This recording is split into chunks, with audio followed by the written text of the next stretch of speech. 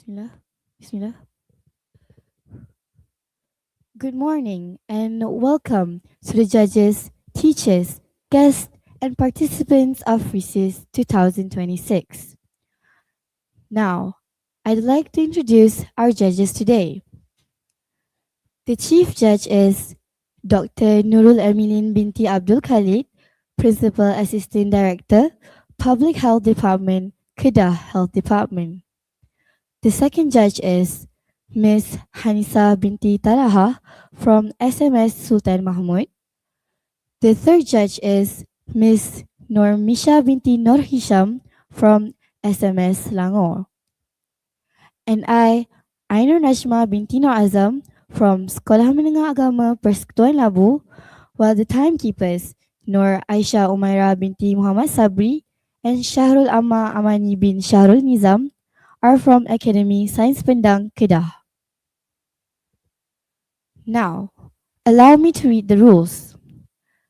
Each team should consist of presenters and a technical assistant. The presentation must focus on the sub-theme assigned to the team. The duration of the presentation should not be more than 10 minutes. The bell will be rung once at the 9th minute and twice at the 10th minute.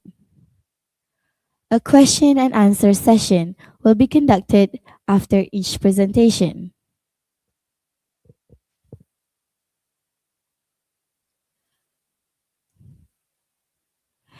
Now, I would like to invite the first team, Sekolah Menengah Sains Sultan Iskandar, to present.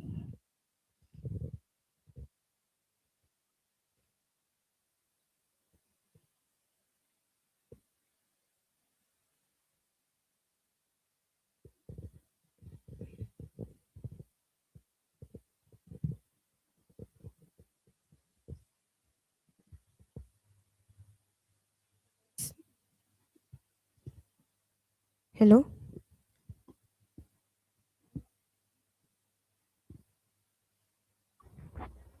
Hello?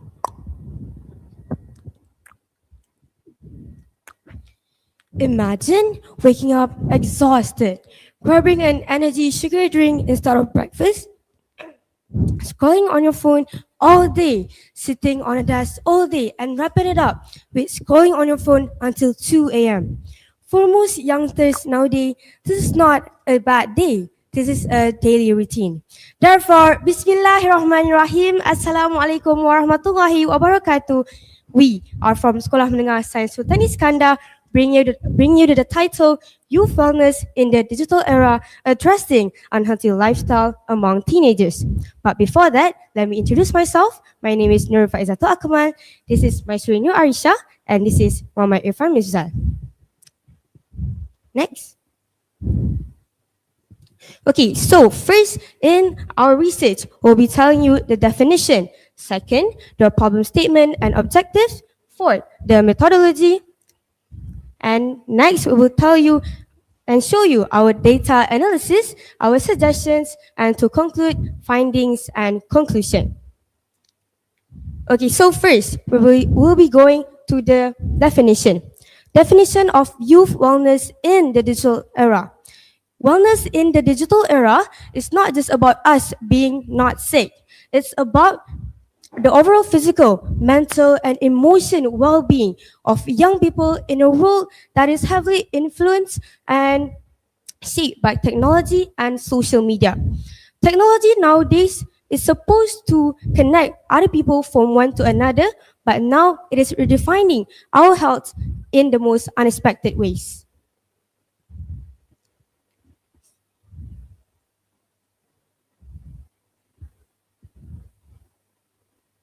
Next, addressing unhealthy lifestyle among teenagers. Unhealthy lifestyle among teenagers is not a local problem or a school level problem.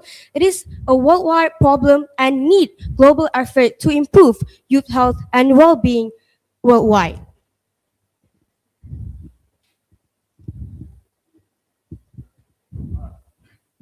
All right. Ladies and gentlemen, why are we here? Because teenagers today are trapped in a toxic cycle. Let's break down the problem statement into four chilling realities. First, teenagers are blindly adopting unhealthy lifestyles. It has become normalized, bad habits are trendy, and self care is ignored. Second, they struggle to balance academics and social life. The pressure to get straight A's while maintaining social status mean something has to give. And what do they sacrifice? They sacrifice their sleep to study, and they sacrifice their exercise to scroll. Next. And the third is lack of knowledge and practical applications. Many teenagers know fast food is bad, but they lack the practical knowledge on how to practice a balanced lifestyle in a high pressure environment. Next. And finally, this leads us to an ultimate problem, a sedentary lifestyle that leads to a bigger health problem. We are talking about a generation facing early onset obesity, mental burnout, and even cardiovascular issues before they even hit their 20s. This is no longer a bad habit, but this is a serious global health crisis. So, but don't worry. As people said, when there are problems, there are always a solution. So, our project is driven by four definitive objectives to break this toxic cycle. First, we aim to cultivate digital well-being. We don't want to ban technologies. Instead, we want to teach teenagers on how to coexist with it healthily, making social media a tool and not a threat. Second, we want to harmonize academics with personal well-being. We need to dismantle the idea that you have to sacrifice your health to get straight A's. True success requires balance. And third, we want to mitigate future global health crisis. By intervening today, we can prevent our healthcare system from being overwhelmed by a chronic lifestyle disease tomorrow. And finally, we want to actively combat and reverse sedentary habits. We want to transition teenagers from a state of stagnation into a culture of active and energetic movements. And let's head to the analysis of methodology. So, to ensure our solutions are grounded in reality, we adopted a robust two-pronged methodology to collect and analyze our data. On the left, our first method is primary digital survey. We designed a comprehensive Google Form questions and utilized social media sampling via Instagram. And the question is, why Instagram? Because that is where our target audience live, that is teenagers. This allows us to gather raw, unfiltered, and real-time data directly from the ground regarding their mental state and daily habits. And on the right, our second method is secondary meta-analysis. We didn't stop at local surveys, but we also reviewed published articles, global reports, and also peer-reviewed studies from a reliable online database such as PubMed and World Health Organization (WHO). So, by crossing our local data with global trends, we can ensure our analyses are both locally and globally aligned.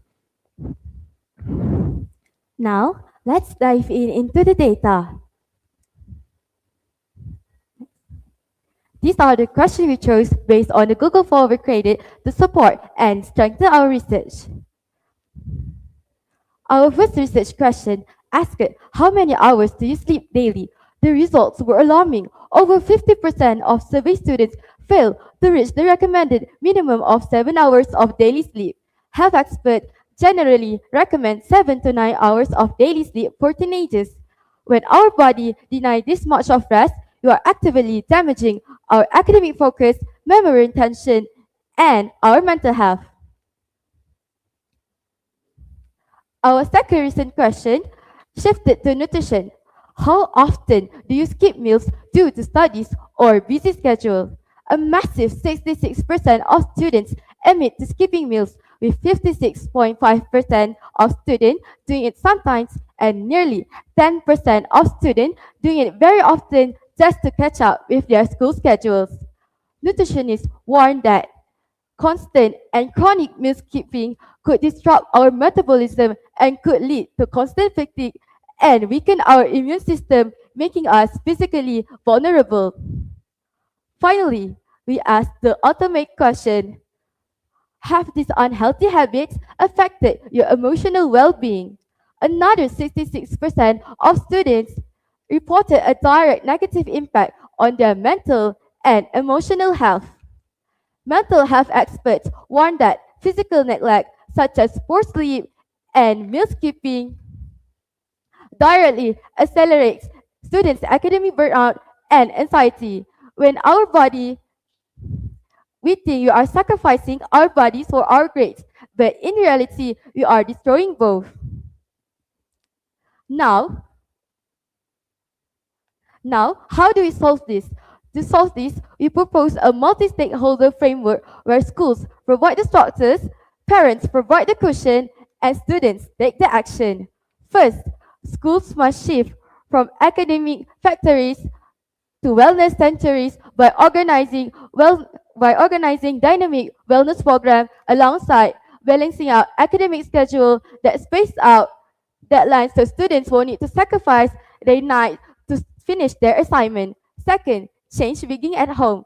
Parents must give emotional support by discussing their teenagers their teenagers academic burnout without being judgmental, as well as monitor their teenagers screen time say, so they don't need to do scrolling until late night.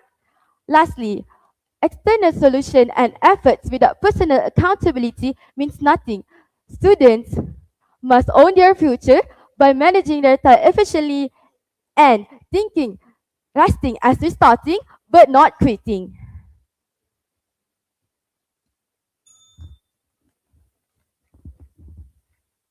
Okay. Okay, so the research found that we have 5 key points today. So first, most teenagers sleep less than 7 hours daily. Second, many students spend excessive time on phones and social media. Third, lack of exercise is common among teenagers, and academic stress contributes to unhealthy habits. Lastly, students with unhealthy lifestyle often feel tired, stressed, and less productive. These findings shows that unhealthy lifestyle significantly affects both physical and mental wellness being among teenagers. So, in conclusion, we as teenagers, we are not just statistics on a research paper, but we place an important role in leading the wellness revolution. By adopting a healthier lifestyle and promoting positive habits, youth can create a healthier and more sustainable future aligned with SDG 3. That's all from us. Thank you.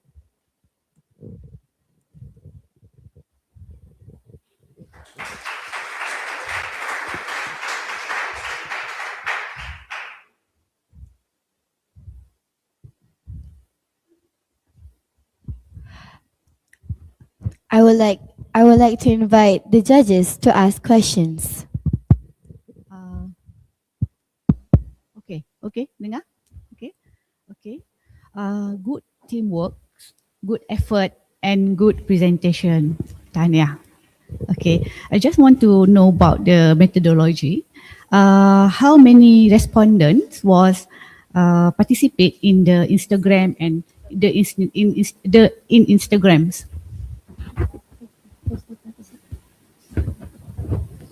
Alright, so for the number of participants participated in the questions are 50 participants. 50 participant from your school or involve the other school in Johor. In Johor. We've mainly focused on our school, and we also put it on the story for like everyone from our followers could answer. So Oh. it's mostly worldwide. Worldwide. Yeah. Worldwide. Yeah. Okay. What is your inclusion criteria? I'm sorry, can you repeat? Inclusion criteria in the methodology, in this research.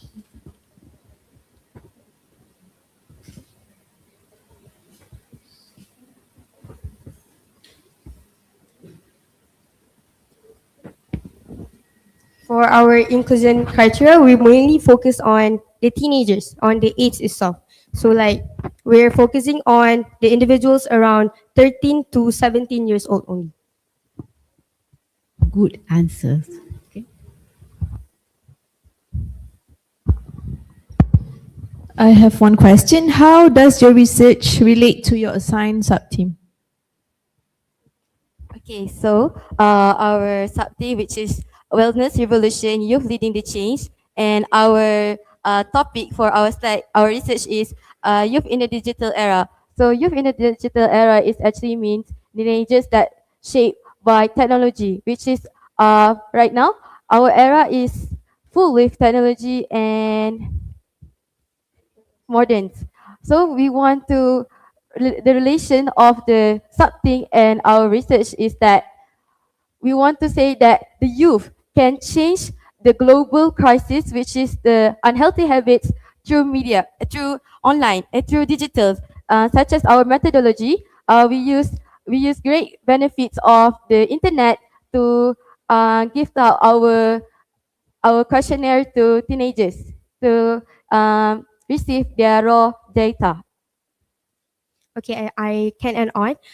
For me personally, I think that because youth leading the change, we need to fix the person that is wanted to be the leaders. So we need to fix the teenagers first because teenagers are the future leaders for the next generation. All right. One more question. Okay. What are your research objectives? Our research objective is actually we want to teach teenagers on how to use technologies in the effective way. So without sacrificing their health or actually it's mainly focused on the teenagers, especially teenagers and students, to get better grades and better use of technologies. I would also like to add that teenagers, we want to show that teenagers actually have the power to change the global crisis with their own power. We are not, the youth is not the government. We don't have that much power. But we would like to show that in our age, we can also help the world. Okay. Why the judges ask the objective here? Because your objective is well written. Well written. But I think we thought that you not answer the objective. What is your opinion?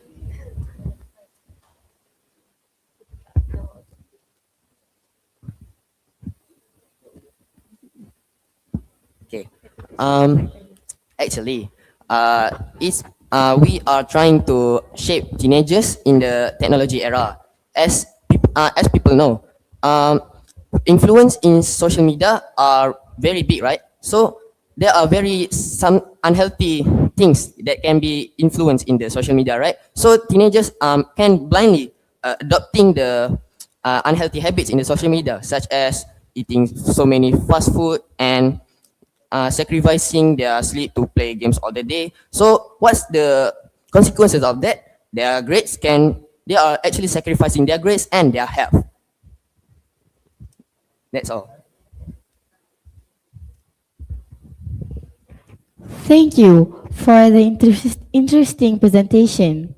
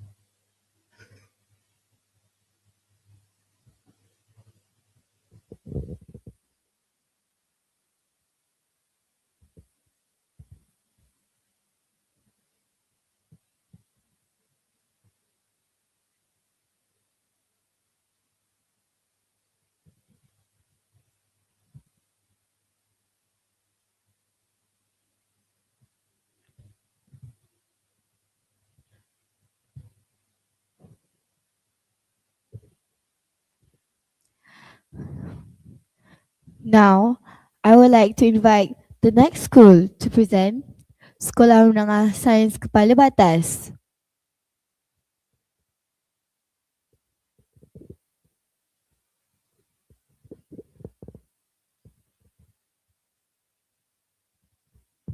Test, test, test. Every night, a teenager named Adam sits in the dark, his face unlit by the cold blue light of his phone. Drowning in a torrent of flawless digital profile, Adam is trapped in a silent cycle of comparison, wondering why his real life doesn't match the edited perfection online. But this isn't just Adam's story. This is the reality of our generation.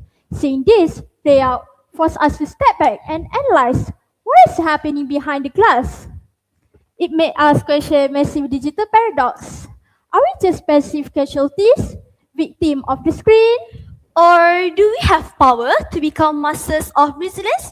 But before we get into it, an old proverb reminds us that a greeting is the first part of understanding between minds. So a very good day and Assalamualaikum to our esteemed judges, diligent timekeepers, fellow reporters, and all members of the floor. Guided by our principle, shattering the illusion, reflecting the resilience directly to before from Penang, we are representing Sekolah Menengah Sains Kepala Batas. Now we are proud to expose our research, the digital of illusion perfection. We are here to expose to a world where Android ideas become real consequences, directly addressing adolescent mental health, and we are here to research about their silent impact on adolescent mental health.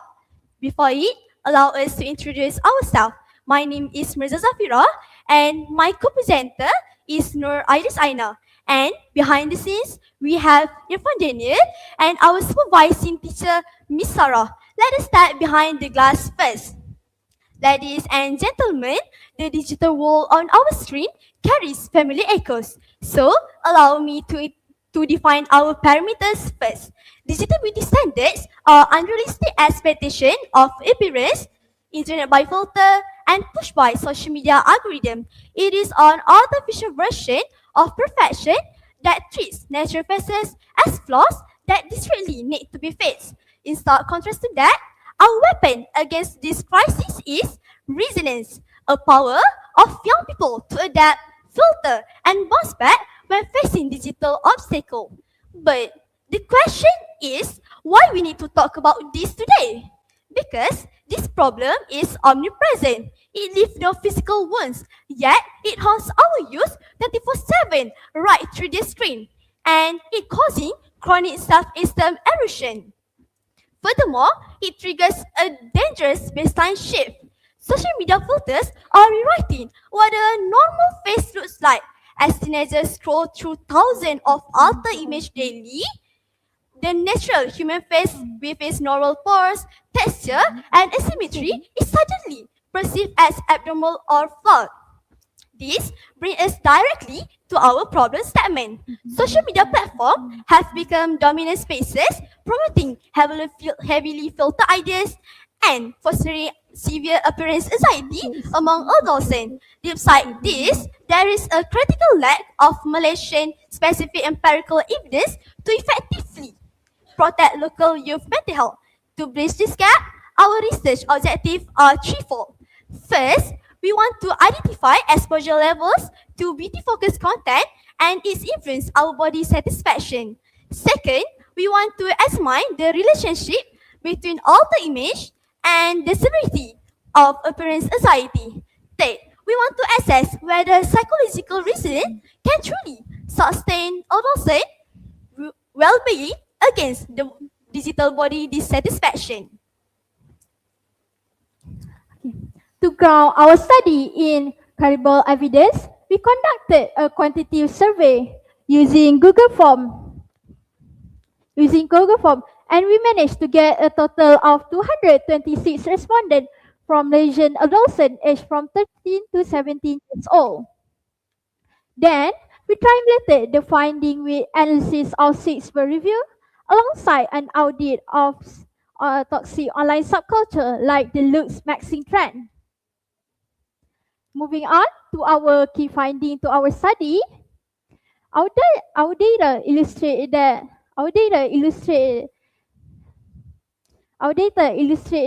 that social media exposure is heavily integrated into daily life, with vast majority spending 2 to 6 hours daily.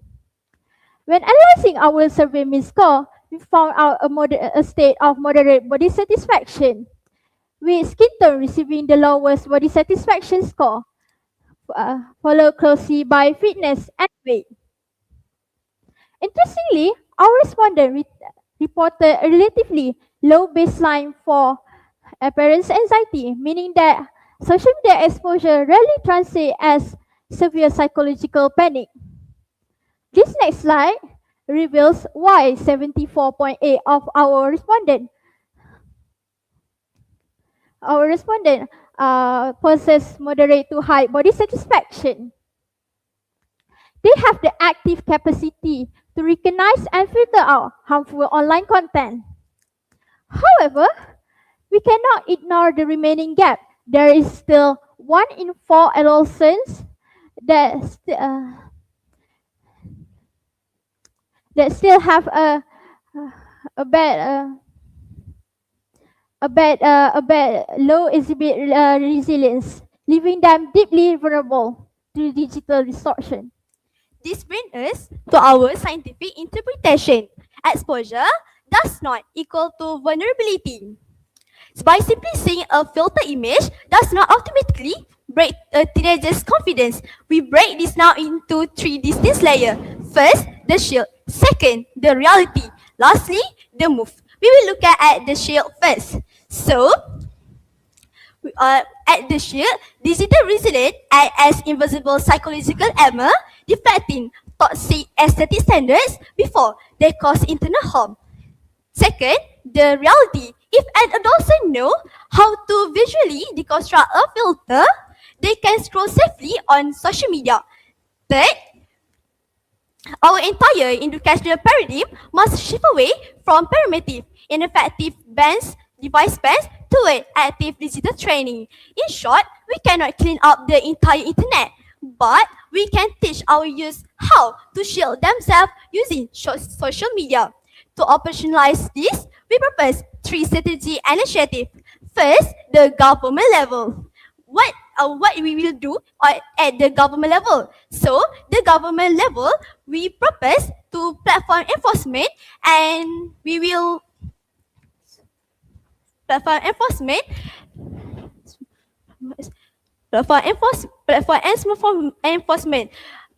we mandate unified platform enforcement, move past inconsistently voluntary app disclosure by enforcing legally binding MCMC frameworks that compel all tech giants to deploy advanced automated detection for synthetic alterations and deceptive beauty filter. Next, we will look at influencer creators must practice monetization transparency via self-labeling protocols on sponsored beauty content, drive algorithmic de-escalation, and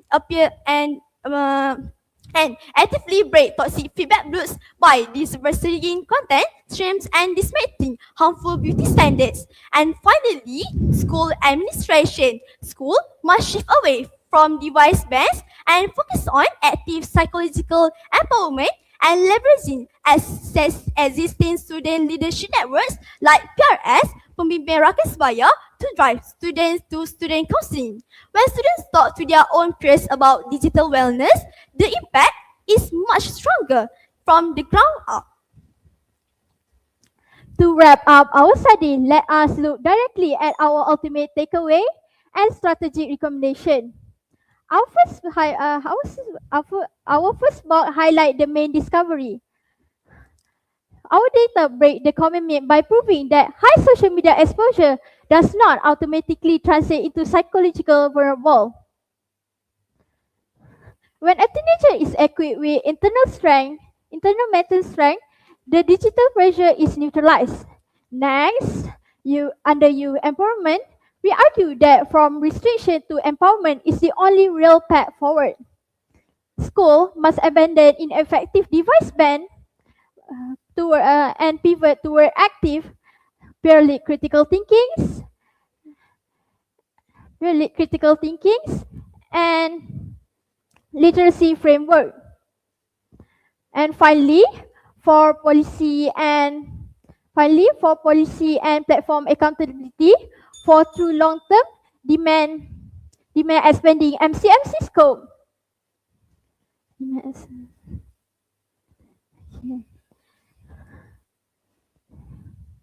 With that, we conclude our presentation.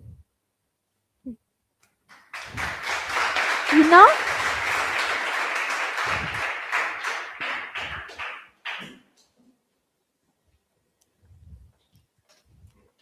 Now, I would like to invite the judges to ask questions. All right, so one question here. So according to your research question number 2, all right, which is the relationship between, so how do you analyze that data? How do you answer that question, your research question? Did you get it? This question about screen time, the relation between screen time. Please.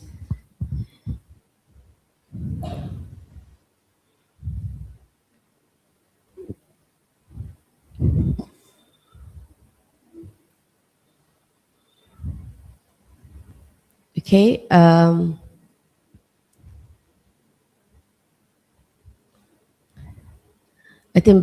think the beginning.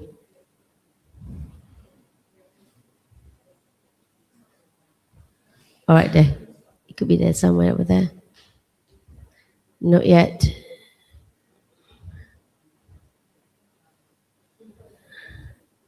No. Not this one. But your research question number 2, the relationship. The mean scores. Yeah, how you do it? How do you analyze it? All right, so we collected data from the survey, and the question is about how satisfied are you with these given things, these aspects. So first, we asked about body satisfaction, where we asked about skin tone, body weight, and fitness. So most respondents showed a moderate amount of positivity. So it's not on the bad scale or the good scale. So it's just in the middle. And so by that, we analyzed that most respondents have a moderate amount of experienced anxiety. Yeah.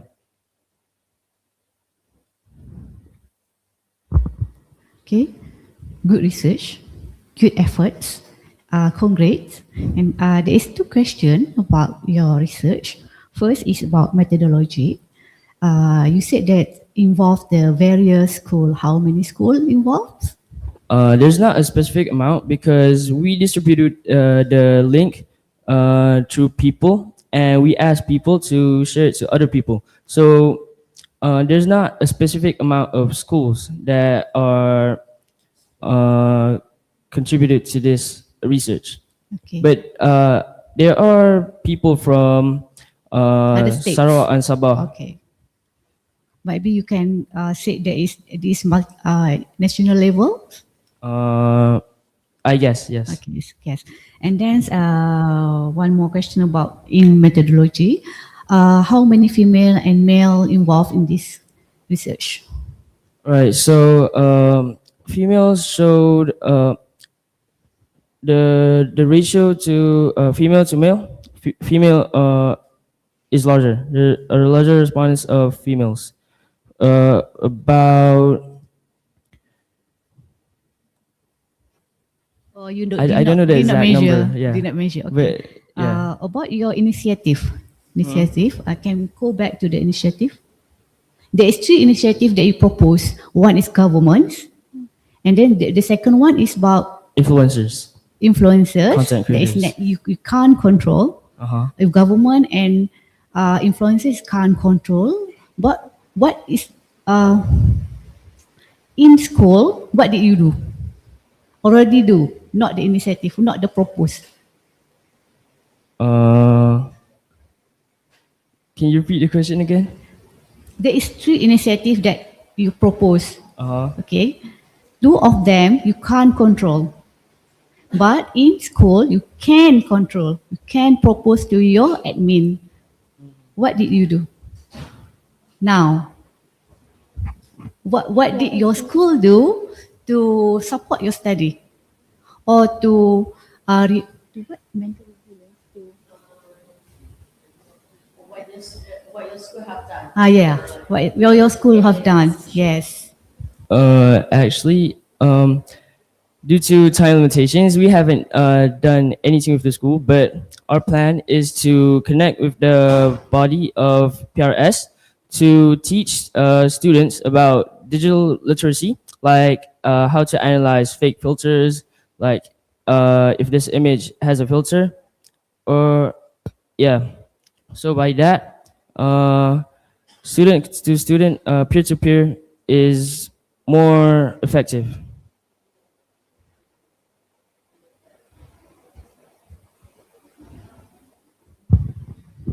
All right, okay, you left 1 minute. I have one question regarding your methodology as well. Can I know, you mentioned descriptive analysis, right? All right, can you explain to us briefly how you determine the mean score for your descriptive analysis? You mentioned mean score, right? Yeah, can you explain how do you carry out descriptive analysis to find the mean score? The mean score was analyzed from our survey, not from the articles or the papers. Yeah, so how do you calculate mean score? So basically, we took the percentage and we just divided by the number of respondents.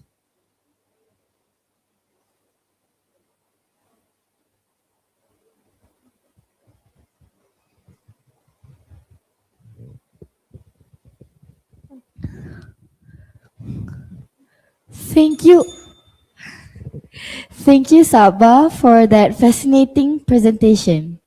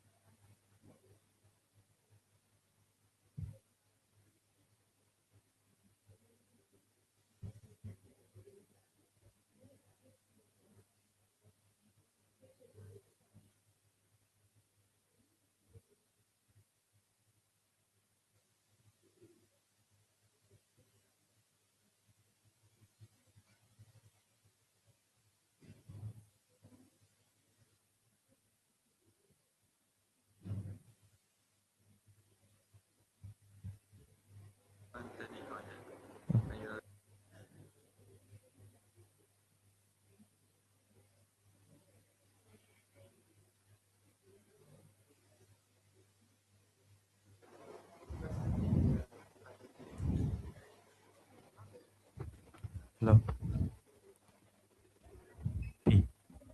Lain mah. Okay. Dia.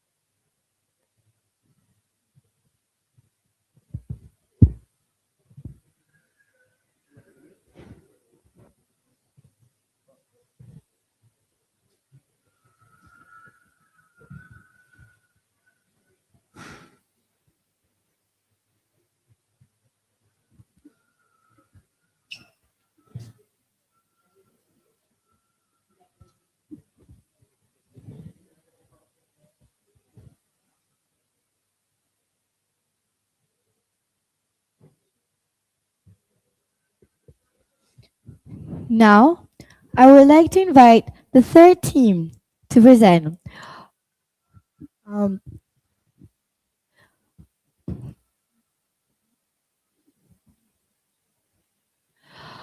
Pak Panang School Thailand S2 ST2.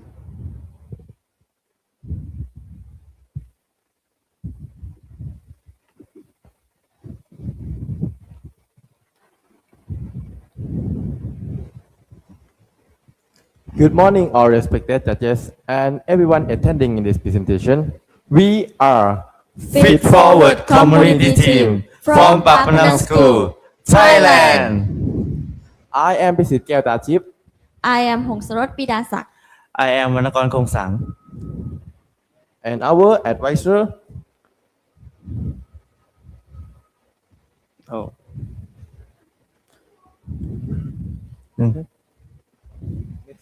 Next.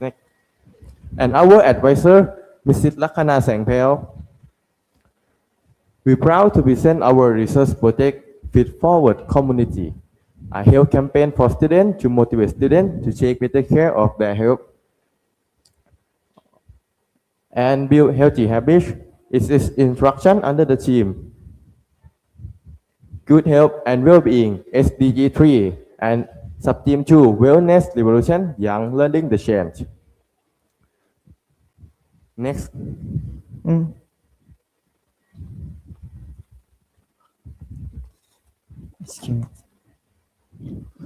Research process and methodology. First, we identify the problem, and second, we set research objective, and third, we select sample site through thought-purposive sampling. Fourth, we create evaluation tools, and fifth, we design campaign activities and have students participate, and sixth, we collect and analyze the data, and lastly, we conclude the study, provide recommendation for research. Next, the conception behavior of modern Thai teenager, including SMTP students at Pak Panang School, is closely influenced by social media trends such as hotpot and shabu serve as important social space for socializing and stress relief, but often accompanied by sukali diet. However, a gradual shift toward a wellness trend is emerging, reflected in choices such as lower sugar beverage. Although many teenagers are interested in health, consistency remains a challenge. Therefore, the researcher developed Fit Forward community website to collect data, provide personal advice, and promote healthy behavior sustainably. Next. The objective of this research were, in the first, we promote physical and mental health awareness among teenagers. And the second, we encourage healthy lifestyle through exercise, nutrition, and self-care. And the last, we foster self-discipline and community well-being in life application with SDG 3. Next, research methodology, quantitative research methodology. The population 106 upper secondary student in the SMTP program, and simple 35 student grade 12 SMTP selected through purposive sampling, the pace that we use. SMTP program at Pak Panang School, and the time during the 7-week campaign period. Next slide.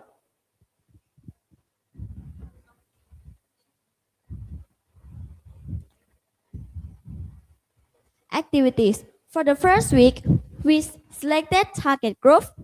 For week 2 to week 7, we monitored body compositions and used the Fit Forward website. During this time, we have also Fit for Fun, health promoting activities.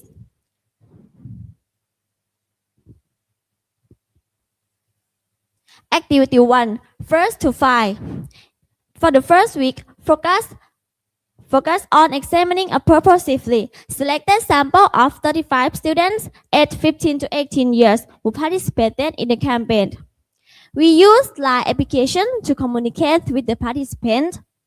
And before we began the campaign, participants were required to complete a pre-campaign questionnaire, which was designed to explore their personal goals and lifestyle, such as their dietary habits or sleeping habits.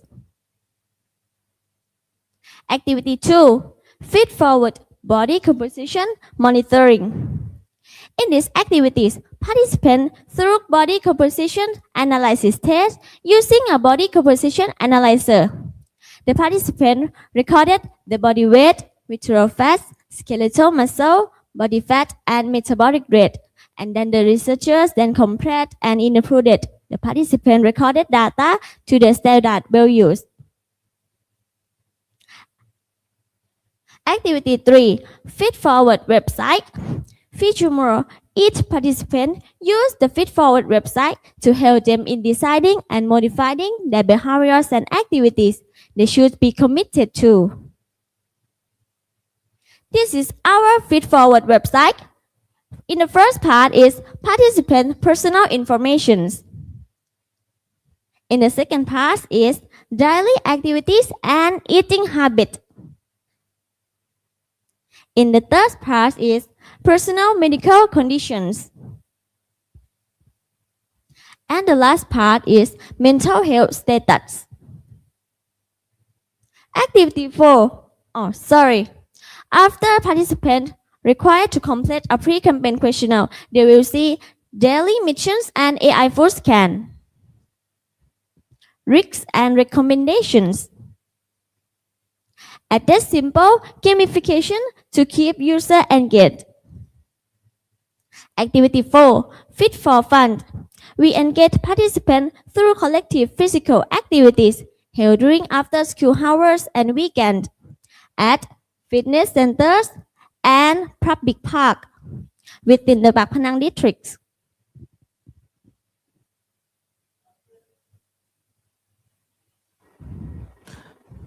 After the participants completed the campaign, we have found that the number of participants who have fast, visceral fat, muscle percentage, and BMI range in line with the standard had increased by 82.86%. To conclude, more than 4/5 of participants improved their health and reached healthy standards. We also collected data through a questionnaire. The results show that the participants became more aware of how important their health is. At the same time, they also encourage their friends and family to stay healthy. They also agree that the community helps them stay motivated and achieve their goals. To conclude our study based on the objective. For the first objective, listing physical and mental health awareness, we have found that the participants learned a lot about health. The average score was 4.74. For the second objective, encouraging healthy lifestyle, we have found that 82.86% participants has better health. For the last objective, fostering self-discipline and well-being, we have found that Feed Forward websites help people have a healthy heartbeat with digital. Next slide. Recommendation. In the first, having a help goal alone is not enough. Future help platforms should include features that help users stay motivated and disciplined. And the last example include reminder, notification, progress taking, and reward system for continued participation. Next slide. Good health is not a destination, but a lifelong journey. Let's start today.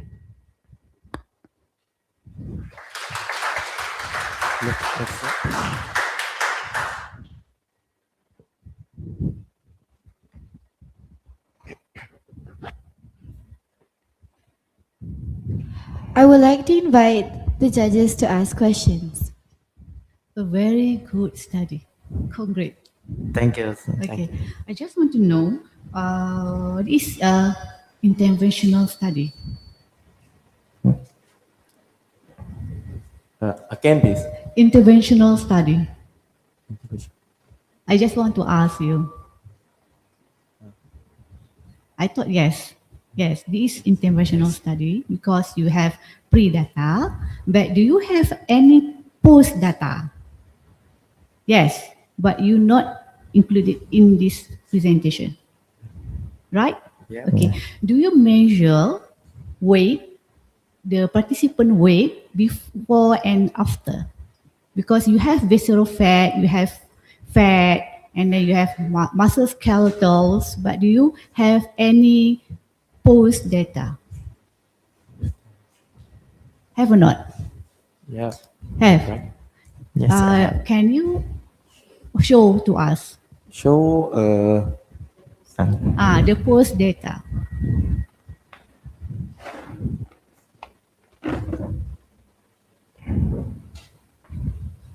right.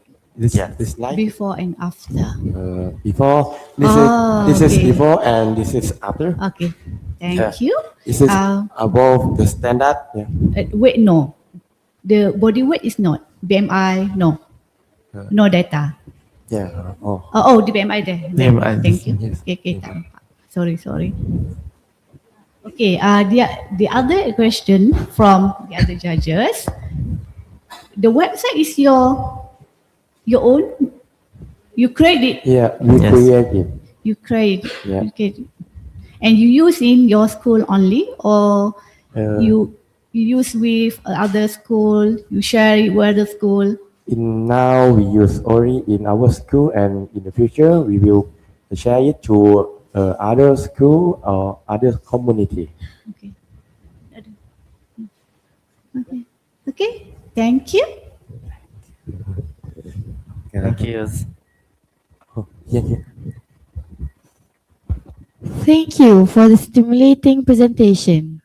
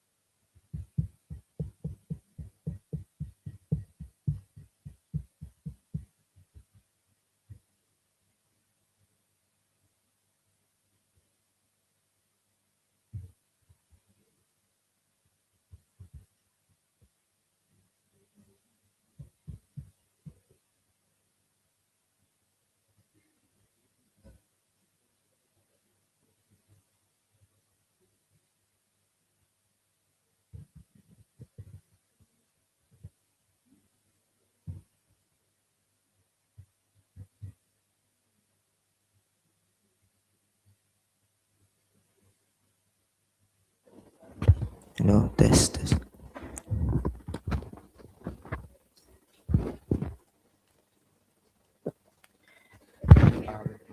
Waktu kita start cakap kan. Test.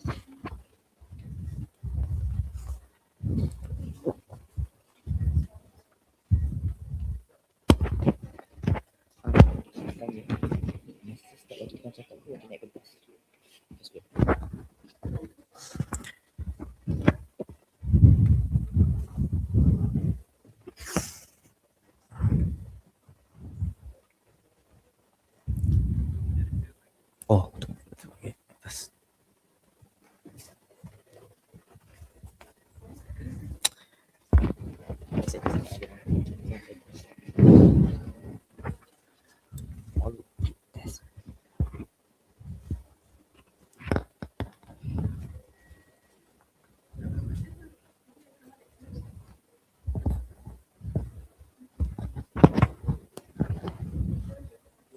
Ni test. Ni dah on eh. On.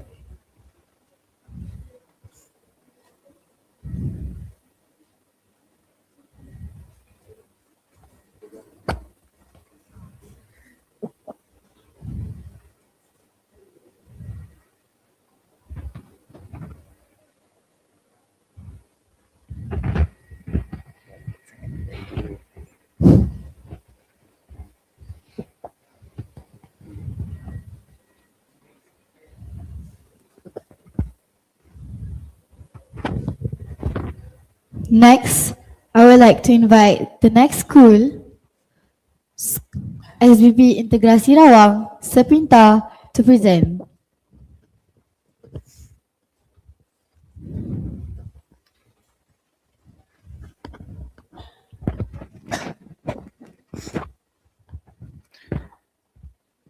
Adina, have you ever told yourself you're going to sleep early that night, but then you took your phone at the end of your bed and said just 5 more minutes?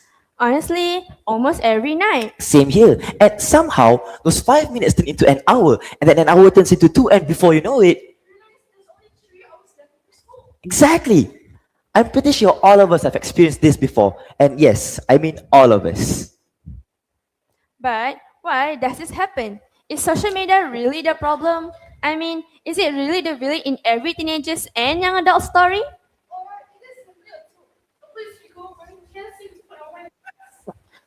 Is it stress? Unfinished work? That was exactly the question we asked ourselves. Because many people already know the consequences of staying up late, yet they still do it.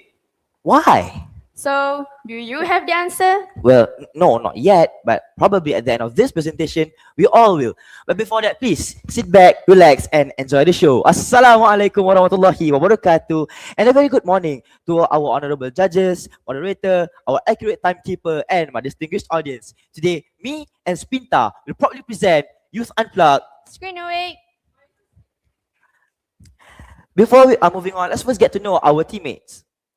This is teacher Atika as our teacher advisor. I am Aisha Kirifai as your main presenter. I'm Adina Zain with Muhammad Zamri as your reporter for today.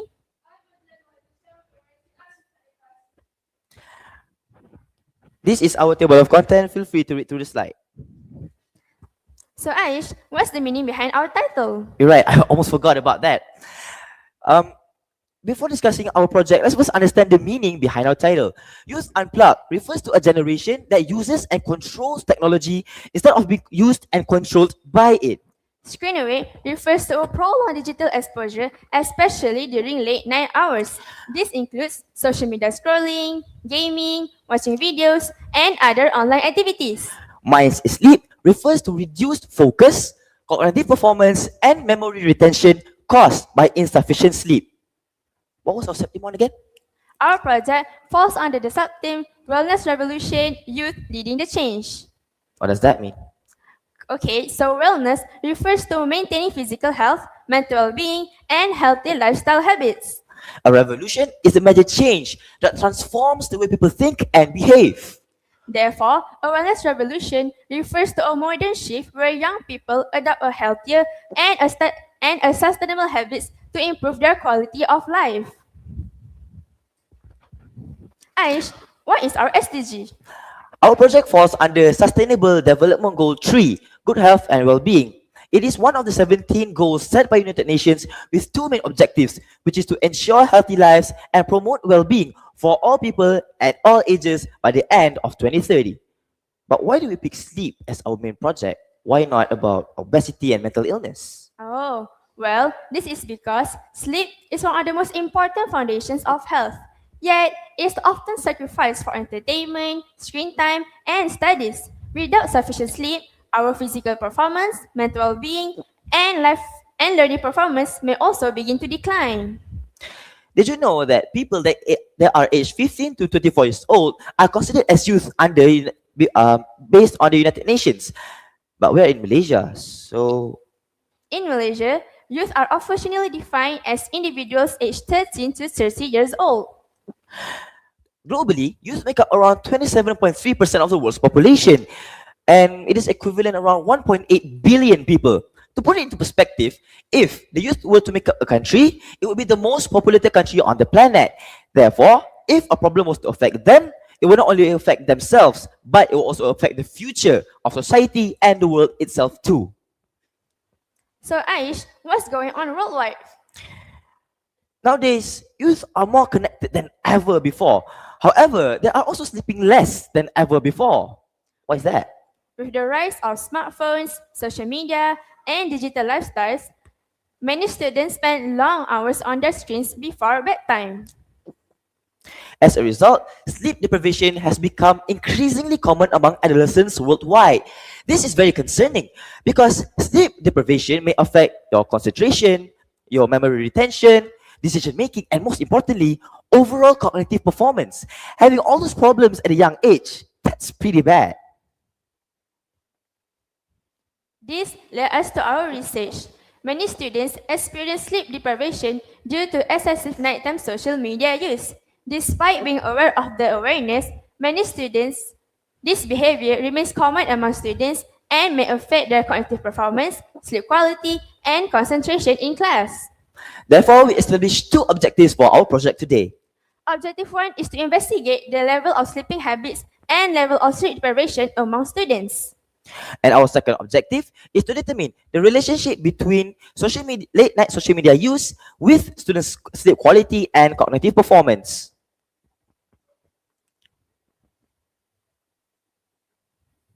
To achieve our objective, we did some questionnaires and online surveys and also case study and analysis. Firstly, we did some literature review. Then we conducted a questionnaire among students at home from Form 1 to Form 5. We also refer existing literatures for us to compare our findings with the ones before so that we can actually see what's the difference between our studies and the ones before. Our survey focused on social media usage, sleeping habits, concentration and daily performance, and also sleep awareness. Our questionnaire consisted of several open-ended and opinion-based questions. These questions are aimed to understand students' sleep quality, their social media before bedtime usage and habits, and most importantly, their awareness regarding sleep deprivation. Our questionnaire revealed several interesting findings. Firstly, many respondents were already familiar with the concept of sleep deprivation. However, awareness alone did not necessarily change this behavior. Most students said that they use social media before bedtime, and surprisingly, or not so surprisingly, a lot of them, which is the majority, uses 1 to 3 hours of social media before bedtime. That's a lot of hours. And more importantly, a large majority of them agreed that social media late night before sleeping affects their sleep quality and cognitive performance on the next day, and the next, and the next, and so on. This suggests that awareness alone may not be enough to improve sleeping habits. Here are some recommendations on what schools, government, community, and technology companies could do. Adina, is this the best you can do as your solution for this problem? Do you have any other ideas? That's where our app comes in. Circadia is not just any other wellness digital app. It is an app that helps users understand and manage the habits that contribute to sleep deprivation. The home screen displays remaining hours in the day, sleep opportunity tonight, sleep risk indicators, and also yearly progress visualization. Another interesting feature is about the 365-day visualization in the app. Users have to put in their data regarding that day, so they can see how many days of the year have passed doing nothing, doing something good, what have they done, what have they haven't, are they doing side quests good, or are they just like wasting their time and rotting on this earth. Circadia also includes a sleep risk meter. Based on the user's current time and wake-up time, the app will calculate on how much sleep is still available if they sleep now. Another feature is Midnight Insights. The app will ask you, what is keeping you awake tonight? Is it stress, anxiety, study problems? Whatever it is, the AI will give you personalized answers and suggestions that you can actually follow. And believe me, it is not cringe. I have done it before. So, rather than forcing users offline, Circadia could help you understand the value of your sleep and make healthier decisions before bedtime. As I said before, Circadia is not just any other wellness app. It is very different from other apps because while other apps are automatic, the data given in this app is directly from the users itself. So, we are trying to give dopamine, little dopamine spikes in their body to make sure that they are not going to use social media at night, because stress, anxiety, depression, of those and all those things happen due to lack of dopamine. Just simple spark of smartness can give you enough dopamine to make sure that you don't scroll at night. Therefore, I want all of you to repeat after me. Healthy youth. Again, come on, let's get it. Healthy youth. Healthy habits. Healthier future. Thank you. Thank you.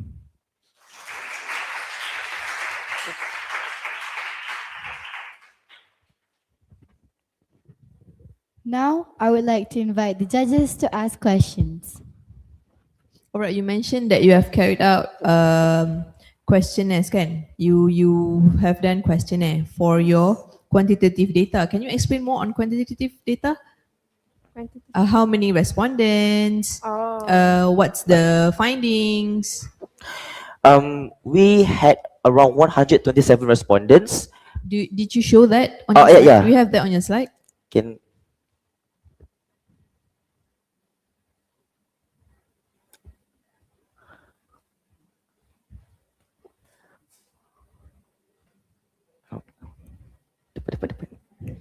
Further. So as we can see here, we have around 127 responses, and this is a subjective question. The question is, can or what can youth do to make sure that they do not go ahead and doom scroll at night? Yeah, So this is the example. Huh? The example of the question, kan? How many questionnaires? Yes, how many items? How many questionnaires have you distributed to Sepintar student? Is it? No, we open it to everyone. There are a total of 6 questions, 1 subjective and 5 other objective questions. So as you can see here, a lot of people already know what is sleep deprivation, but why do they continue to do social media scrolling, games at night? Is because of what we have just said just now. And as we can see, a lot of people use social media before going to sleep, and there's only just a bit, which is 9.5%, rarely uses social media before sleep. As we can see here, there are also people that uses more than 3 hours, which is 18.2% before going to sleep.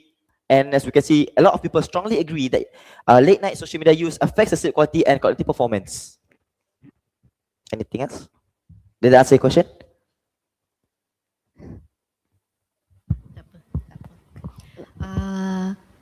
I just want to know, do you answer your own specific objective? There is 2 specific objectives you give to us.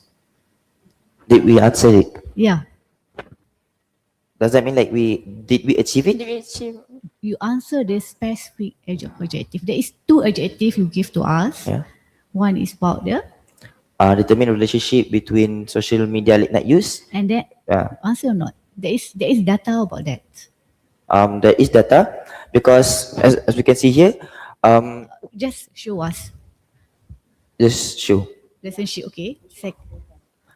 Here, the question, how many hours do you spend on your phone before going to sleep? Okay. Shows that the hypothesis is the more hours that you use before bedtime, Yes. the less the cognitive performance or like focus on the next day. And as we can see here, it is answered. We already answered the question ourselves, and also people agreed with our hypothesis. The second objective, slowly. The second objective. The second objective is to investigate the sleeping habits and level of sleep deprivation among students. Okay, show the data. Sleeping habits.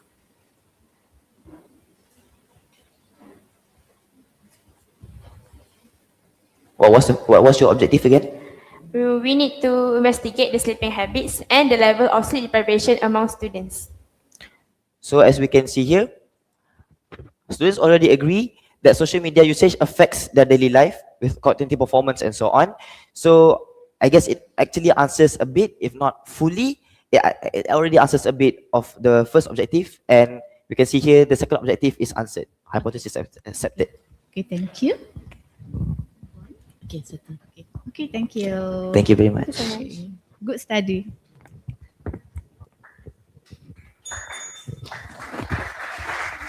Thank you, Sapinta, for that amazing presentation.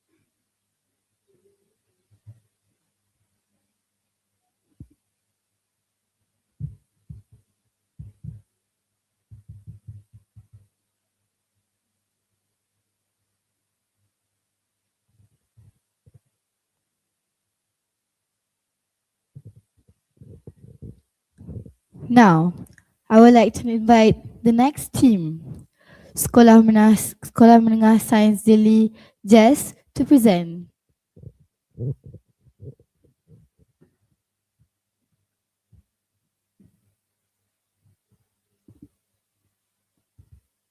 That's right. What if I told you that oral health related issues are actually, sorry, what if I told you that oral health related issues are actually more than, what if sorry, what if I told you that oral health related issues are actually more complicated than mental health problem among teenagers?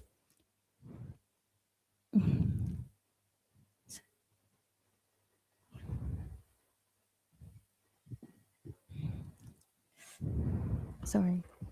So today we are from Sekolah Menengah Sains Jeli. We'll be presenting a study which is titled Orateja, a study on evaluating mentorship program framework for advancing the dental equity for underprivileged teen in Jeli, Kelantan.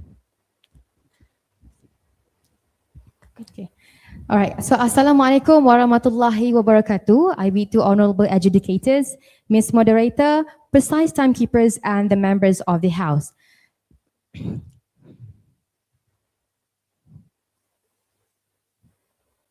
So now, allow me to introducing our team. For supervising teacher, Mr. Azim bin Ismail. For our presenter, Aris Izurin. Our moderator, Ryan Putra. And I, Rani Hani, as today's reporter. In order to conduct our research, we have collaborated with the Ministry of Health through the Jeli Dental Clinics, and the research was completed with the guidance and assistance of Dr. Zulina and Dr. Sophia. So now, let's talk about our research background. So the first one is, did you know that oral hygiene is a critical problem that often being overlooked among underprivileged youth? The second one is, Jeli Kelantan has the highest risk of oral health problem. The third one, underprivileged youth often face barriers to good oral health. And the last one is, oral problems reversible under targeted oral health problems.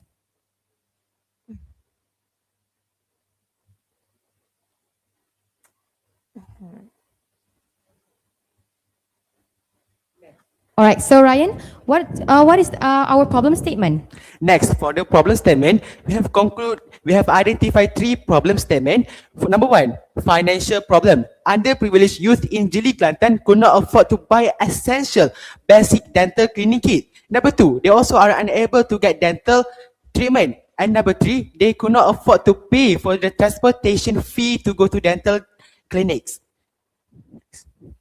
Okay, for the second problem statement, we identified it as socio-psychological gap. Underprivileged youth in Jeli, Kelantan are facing with the lack of knowledge and think oral problem as just a mere cosmetic issue, even though oral problem has correlation with neurological issue, which is the progression of Alzheimer's diseases.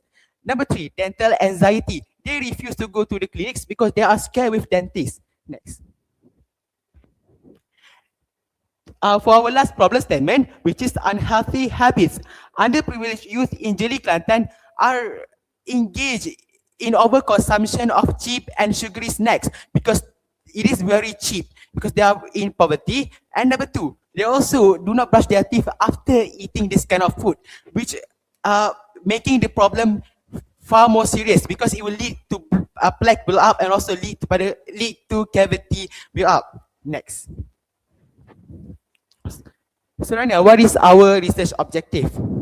All right, so for our research objective, the first one is to assess the effectiveness of the pyramid tiered model among underprivileged youth in Jeli. So the second one is to improve Jeli oral index by helping underprivileged youth, which include indigenous and other youth from low-income families in Jeli. And the last one is to help underprivileged youth in Jeli to improve their oral hygiene. So Ryan, what about our methodology?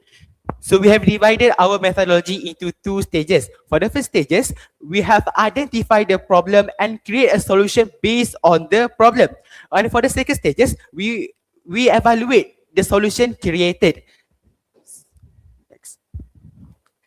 So this study, we include with total research participant 60 students from different 4 across school. Number 1, SMS Jeli. Number 2, SMK Jeli. Number 3, SMK Air Lanas. Number 4, SMK Batu Melintang. We divided these 60 students into 3 groups. First, oral peers. Second, oral mentee. And third, the control group. Next. For the first stages, we have used a mixed methodology combining both qualitative and quantitative method. For the qualitative method, we have interviewed with our beloved Dr. Sarah Sophia. She stated that for underprivileged household, survival needs like food often overshadows essential dental care. And next, we also interviewed with Dr. Zulina Ismail. She stated that we have undertaken the initiative to distribute toothbrushes and toothpaste to primary students. So this effort is insufficient as it doesn't cover secondary school students. We also have done data collection from Jeli District Dental Clinics.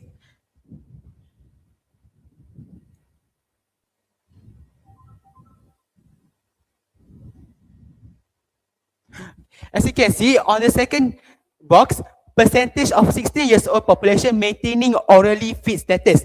Only 44.7% of them maintaining orally fit status, which means that 16 years old population, over half of the population 16 years old in Jeli Kelantan are not orally fit. For our second stage, we have utilized a quantitative method, which is we have collected secondary data from Jeli Dental Clinic based on the assessment that they did after the implementation of the program. And for our second method, we have done a computer assessment questionnaire oriented survey to all these oral mentees and also control group only. This is a few example of the question that we have done. Okay, so next, Aris, what is the solution for our problems? So based on the data we collected and interviews we conducted, so we have come out with our own pyramid model to help underprivileged youth in Jeli with the collaboration of Ministry of Health by Jeli Dental Clinic, known as Orotija, which stands for Oral and Protija. So why do this program easily bypasses traditional top-down lecturing by using peer-to-peer framework that is often overseen by dental professionals. So let me break up to you each of the tiers. So at the top of the tier, we have oral advisor, which is the anchor of clinical credibility. This oral advisor is composed from professional dentist officers. So their responsibilities are strict. So first, they train peer mentors in basic oral mechanics and debunking common myths. And secondly, they provide practical, low resources tips, for example, how to brush your teeth correctly. And thirdly, they prepare modules for every session and test oral peers every 2 months.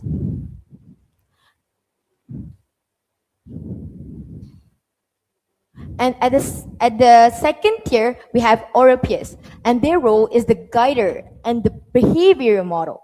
So oral peers matters because they speak the same language as oral mentee. By saying same language, we don't actually mean different languages like Malay and English.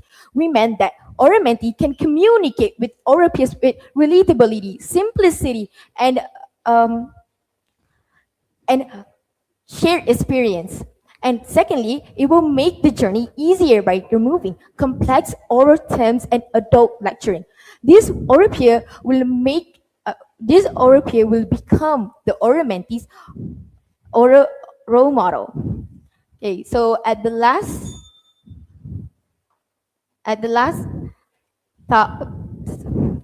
tier is the oral mentee, which is the target beneficiary. So they are expected to dismantle misconception about oral hygiene dangers, and they are expected to reduce fears and anxiety surrounding dental care, and lastly, empowerment to take control of their own oral health. So how will this program be implemented? So first, the doctor will assess the data from each school during their annual yearly dental checkup and select oral peers and oral mentee. Then the oral mentee and oral peers will receive official invitation letters through their school. And then oral advisor will hold meetings with oral mentee to oral peers to explain to them and share low resources tips and hand over structured lesson modules. And lastly, at the most important part, which is the actual meetup of oral advisor and oral mentee, oral peers and oral mentee, and to teach them and guide them through their journey and dismantle common misconception about their views on dental care. And this is the intervention program timeline. We took 2 months to conduct this program. For the first month, we will conduct the program itself, and the second month on the week and this 8 week we will actually evaluate this program. So we also did a program which is with the collaboration with Jeli Dental Clinic and the Parents Teacher Association to distribute toothpaste and toothbrushes to underprivileged youth, since in Kelantan is one of the state in Malaysia that does not have fluoridation system in the water system, making it harder for underprivileged youth to have access to fluoride. So this program will be implemented once every 3 months.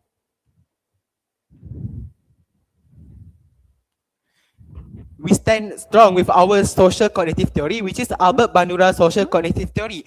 In this theory, people learn by observing. So this is our burden of proof for our studies. So based on our findings, we conclude that after the implementation of the program, 85% of oral mentee is orally fit and only 50% of them need future treatment. But the control group, 90% of them need future treatment and only 10% of them are orally fit. And this is our computer assessment survey. So based on this survey, only 85% of oral mentee is excellent, 10% of oral mentee is good, and only 5% of oral mentee need more improvement. Meanwhile, the control group only staggering 83.3% of control group need more improvement, and only 5.6% of control group are excellent. All right, so for the benefits on society, we have 4. The first one is building community leaders. The second one is breaking generational cycle. The third one is reducing economic burden on public health. And the last one is bridging the rural-urban divide. All right, so next.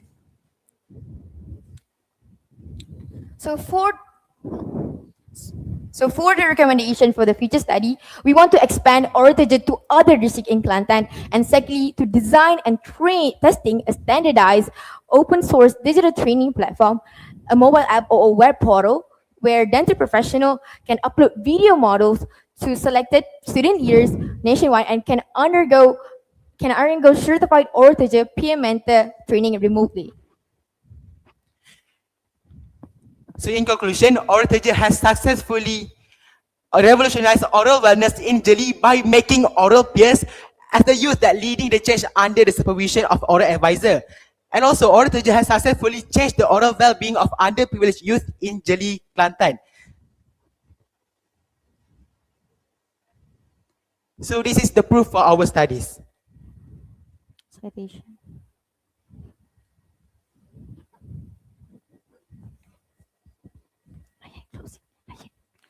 So we would like to invite the judges for time for Q&A session. Now, I would like to invite the judges to ask questions. Okay, all right. Can we go back to your research objectives? Okay, so how do you answer for your research objectives? First, we have answered our objective by assess the pyramid model that we have created. Number 2, we have also helped the underprivileged youth by giving them oral treatment and also by giving them toothpaste distribution. Also, we also successfully improved Jeli Oral Index by helping underprivileged youth, which include indigenous and other youth from low-income families in Jeli, Kelantan.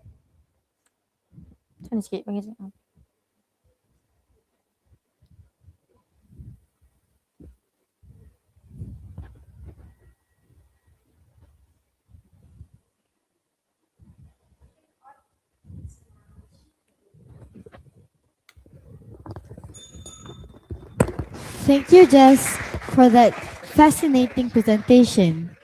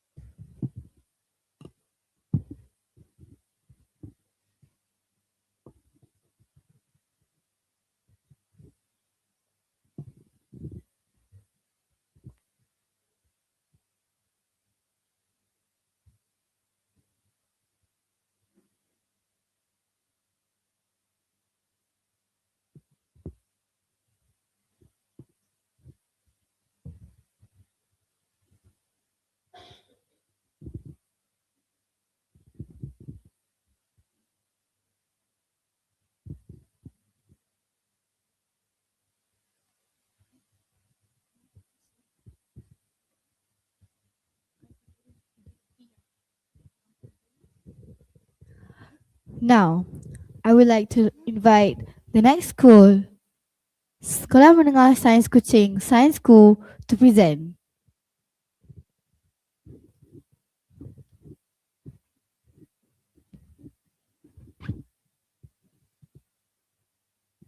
Good morning and greetings to the Chief Judge, judges, and members of the floor. Today, we are going to present our research entitled Youth Leading the Change Through Physical Recreation of the Duke of Edinburgh International Award for Young People. For your information, we will be addressing this program as DOFE throughout our speech. Our research today focuses on how physical recreation, youth development, as well as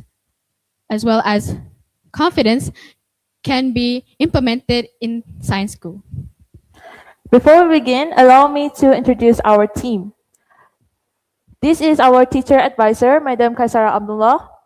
I am Nur Iman Kashrin, and Elsa Amanda is going to be the presenter for today, and Eric is our technical assistant.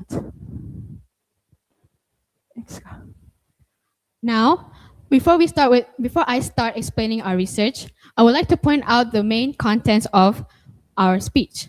First, I will introduce you to our background study, then state our problem statement, research objective, research questions, data analysis, the survey of our data collection, provide our proposed solutions, and finally, the summary of our research. Next. So, student wellness is a major concern in education today. Many adolescents face problems such as academic pressure, peer expectations, lack of motivation, and emotional stress. Because of this, schools need to provide programs or activities that not only focus on academic achievements, but also focuses on the students' wellness and development. Other than that, recreational activities such as sports, outdoor games, fitness programs, and team-based activities also help to reduce the students' stress, and build confidence. Previous studies have shown that these benefits are often influenced by self-efficiency and peer support rather than activity exposure alone. Therefore, this study is important to understand the effectiveness of youth-led physical recreation in supporting student wellness and development. Next, for our problem statement, although most students benefit from physical recreation, some students still feel tired, unmotivated, and less confident even after participating.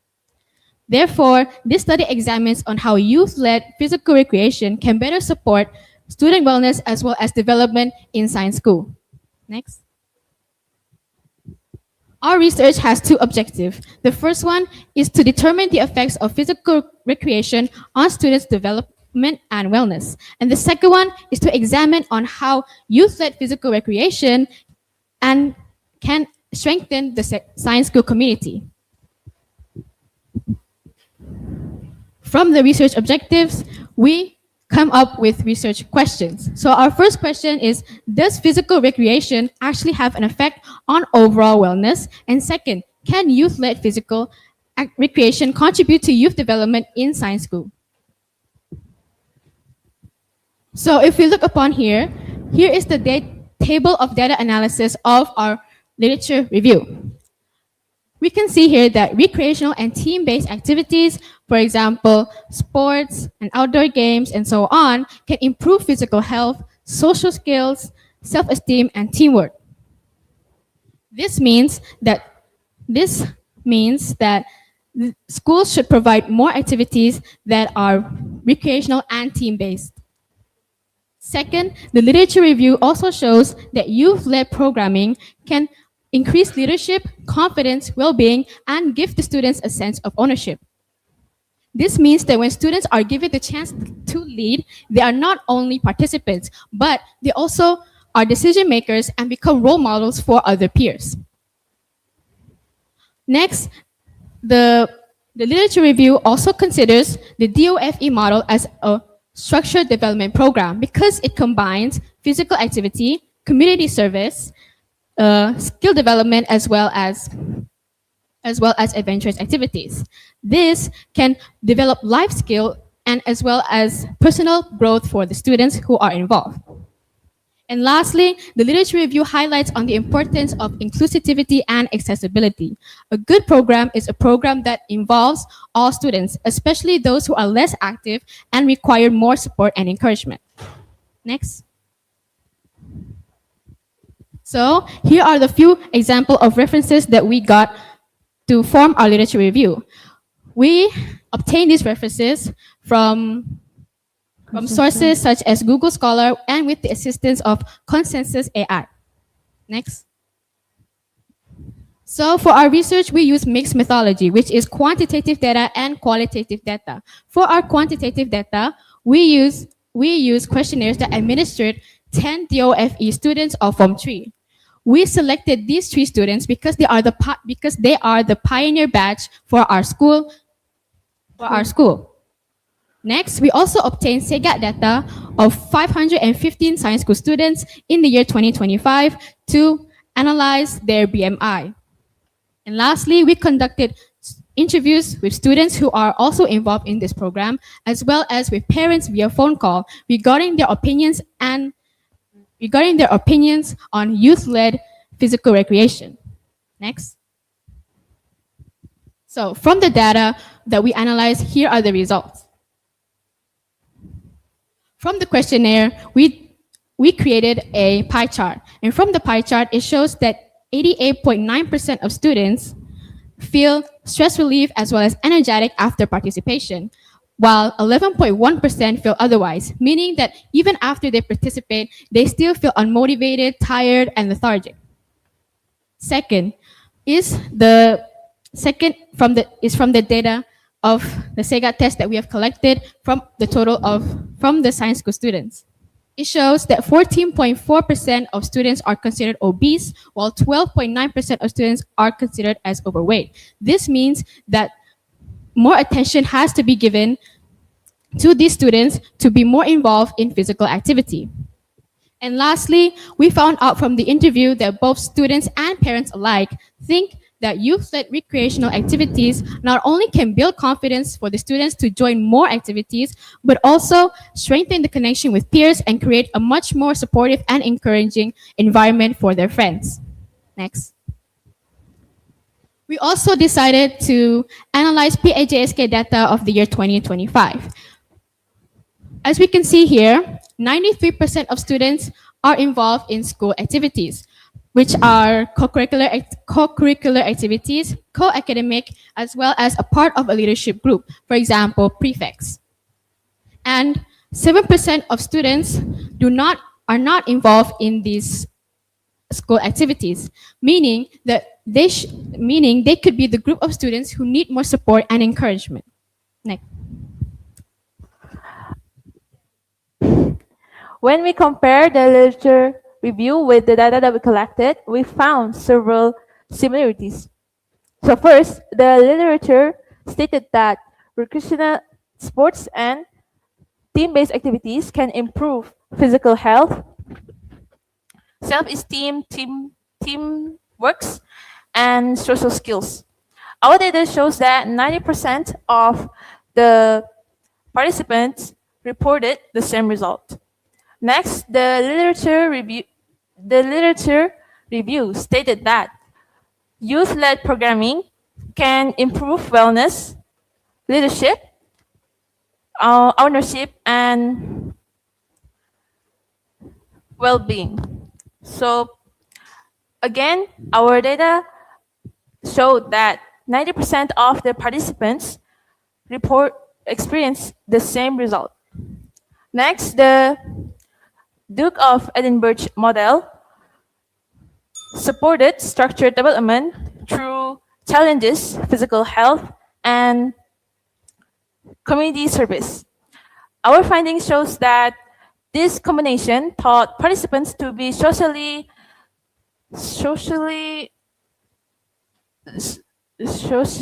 responsible and help them to make a better life decision. And lastly, the literature suggests that the program should be the inclusivity program should benefit all students, as well as the less active and lower motivation. So from the data that we analyzed, we found two main issues. The first issue is that students who are considered obese rarely participate in physical recreational activity. And the second issue is that some students still feel unmotivated and self-doubtful even after physical recreation. Next. Okay, so this is our approach to solve the issue. We do the Duke of Edinburgh International Award. The Duke of Edinburgh International Award is a youth development program that encourages students to participate to develop themselves to become a better students, a better person. So this program aims to build leadership, to build leadership and to make students become better. This framework of the program includes voluntary service, skill development, physical recreation, adventurous journey, and the Gold Project. So by implementing this program, we found 3 questions.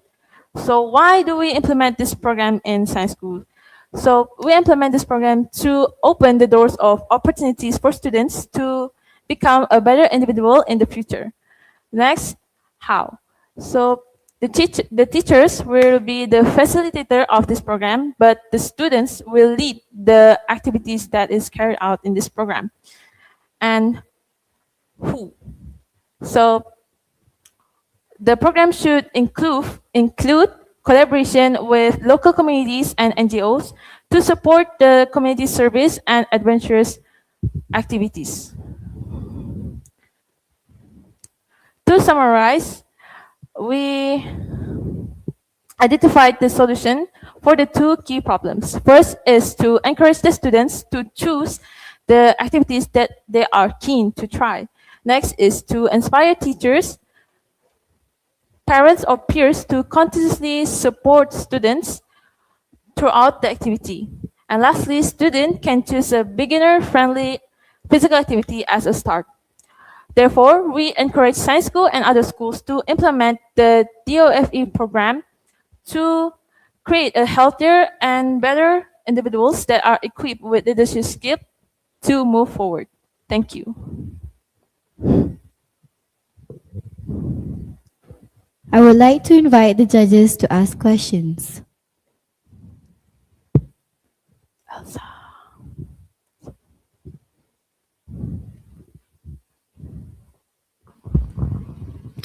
Okay, all right. Could you please go back to your research objectives?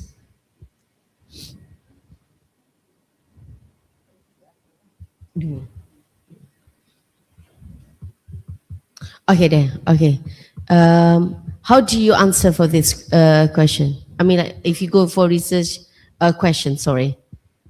The next Okay. one. Yeah. So the first objective is determining the effects of physical recreation on youth development and awareness and wellness. From the implementation of the DOFE, since it also involves physical recreation, it not only develops the students to have skill, but it also keeps them healthy physically and mentally. And second, the second objective is that examine how youth-led physical recreational activities can strengthen the science school community. Since it is the students who are leading the activity, they feel more confident. And when they feel more confident, in leading their friends, it not only strengthens the community, but it also encourages the teachers and students involved to participate in more recreational activities. Okay, if that's so, what data do you use? We use for the objective. We use the literature reviews that we have analyzed. Okay, for both? Yeah, for both, as well as the data that we have collected from our school. Okay.